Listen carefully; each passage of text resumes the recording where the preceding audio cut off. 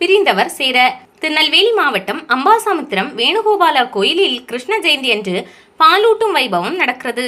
இங்கு வழிபட்டால் பிரிந்த தம்பதியர் ஒன்று சேருவர். பக்தரான சேர மன்னர் ஒருவருக்கு கிருஷ்ணர் கோயில் கட்டும் எண்ணம் எழுந்தது. ஒரு நாள் கனவில் தோன்றிய கிருஷ்ணர் புண்ணிய நதியான தாமிரபரணி கரையில் உள்ள புன்னைவனத்தில் கோயில் கட்டி என உத்தரவிட்டார். அதன்படி திருப்பணி நடந்தபோது பாமா ருக்மணி சிலைகளை தலைமை சிற்பி வடிவமைத்தார்.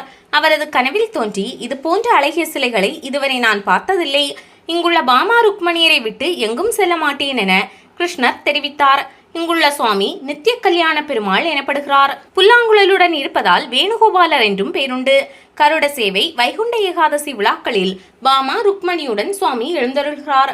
திருமண தடை நீங்கவும், கருத்து வேறுபாட்டால் பிரிந்தவர் சேரவும் துளசி மாலை சாத்தி நெய்விளக்கு ஏற்றுகின்றனர்.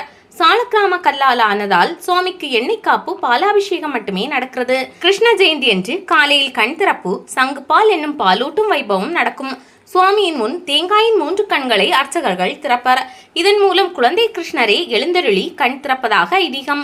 பிறகு சங்கில் பாலூட்டுவது போல பாவனை செய்து நெல்லை படைத்து வழிபடுவர். நாடு செழிக்க வேண்டும் என்பதை குறிக்கும் விதமாக இதை செய்கின்றனர். பின்னர் விவசாயிகளுக்கு நெல் பிரசாதம் வழங்கப்படும். இதை விவசாயத்திற்கு பயன்படுத்தினால் விளைச்சல் பெருகும். எப்படி செல்வது? அம்பாசமுத்திரம் ஊர்காடு செல்லும் வழியில் கோயில் உள்ளது.